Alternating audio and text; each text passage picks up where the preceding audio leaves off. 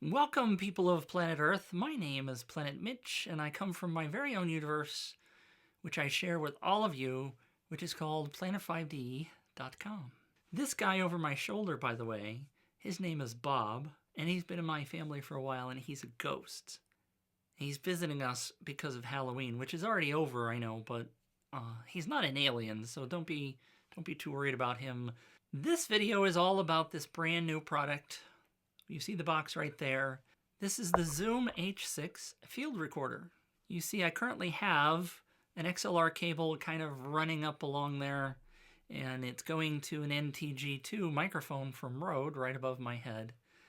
I am also recording this via the XY microphones here in the Zoom H6. And I'll tell you right off the bat, you have to be really careful about how you handle this when you're recording with the XY microphones. You can pick up sounds from handling the Zoom H6 when you're using the XY, so it may not be the best hand recording device.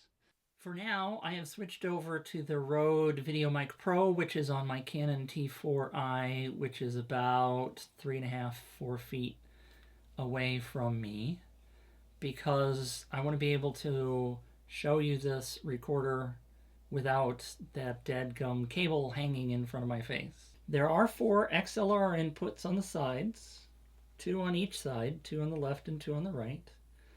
The XY microphone that I currently have attached is detachable.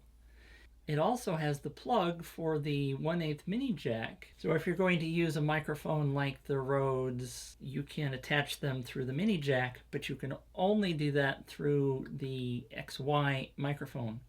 The kit that I received came with the XY microphone as well as the stereo bulb microphone. That's probably not the right word that they call it, but that's what I call it. This one does not have the 1/8 inch mini jack plug that the XY does. By the way, when you do plug in something like the RØDE into that jack, it overrides the XY, so you can't do both. Another feature about the Zoom H6 that you may or may not need to deal with, but I might as well point it out to you since that's what you're looking for, right? Things that may or may not be an issue. XY microphones, if you try to get them up close to somebody, can pop. Most people are probably going to try to keep it off camera, and it's not necessarily so bad down here. I have placed the wind filter on the Zoom H6 now, and the microphone is much closer to my mouth than it was before, and I don't believe you're hearing any popping sounds right now. You really probably are going to be wanting to use the wind filter almost all of the time if you're up close to anybody that possibly could be popping with their voice. If you get it very close, I can still make it pop, pop. But down here at a regular-ish level, it's not too bad. The other issue is hand holding. If you're doing any kind of movement with your hand while you're trying to do the recording, that can come through, and therefore this may not be a very good handheld microphone solution for you. Now we're testing the stereo mic, the little ball mic on the handheld version. I have not put the wind muffler on, so this is a test. Peter Piper picked a peck of pickle, it's easy for you to say. Peter Piper picked a peck of pickled peppers. Peter Piper picked a peck of pickled peppers. This time I'm going to place the Zoom microphone on the T4i. I have the right attachment this time. So I'm going to plug this right onto the hot shoe mount, and we're going to see how well it works from there. Now the Zoom is on top of my T4i. It is about 4 feet away from me doing the recording.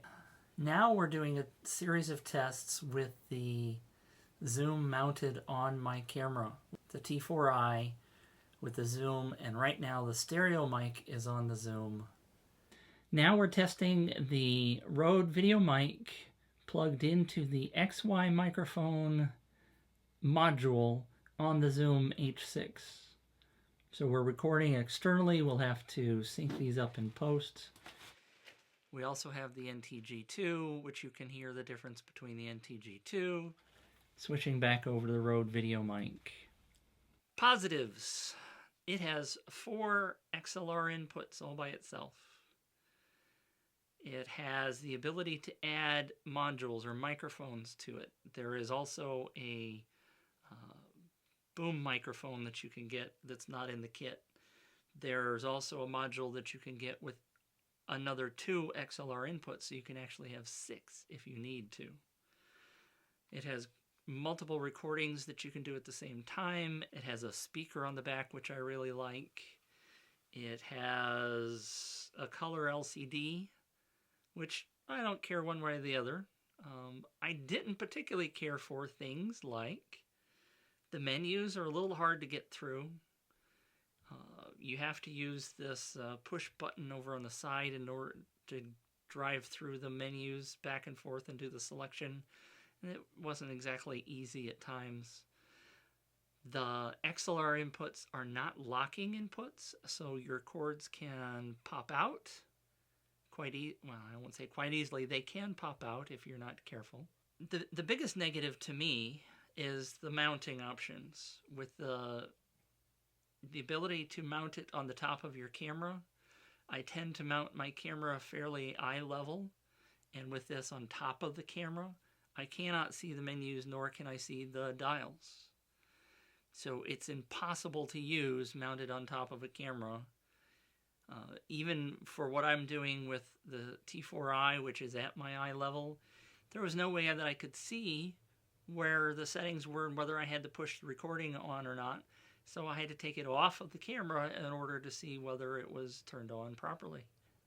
This will work perfectly fine if you just don't mount it on the top of the camera. I do advise that you go listen to Robert from Ricky Micro's explanation of the real technical details of the Zoom H6 as compared to the Tascam DR60 and the Ricky Micro devices. If you go to planet5d.com/RobertZoom, that link will get you straight over to that review. It's about 20 minutes long. There's plenty of information in there. So have a good look at that if you want to know some technical details about this that I haven't covered. I'm sure your question is this. By the end of all this, should I buy the Zoom H6 or not? That depends. It is an excellent recorder. It has very low noise, so it's got really good preamps in it. You can get it in the kit. I got this kit from the folks at Zoom that came with the XY microphone and the stereo microphone and the case and the muffler. And I believe that retails for about $4.99. Without the microphone, all by itself, the Zoom H6 is $3.99. And of course, if you want to purchase that, you can go to planet5d.com/ZoomH6, and that will take you right over to B&H Photo where you can buy that, and I'll get a tiny bit of commission for your purchase, and my family appreciates that. So overall, my answer is, in most situations, this is going to work well for many people. It does an excellent job of recording. It has a few bugaboos about the mounting options. The LCD is a little hard to see in the sunlight. Little nits like that may make you think about picking a different option. Oh, the fact that the plugs don't lock.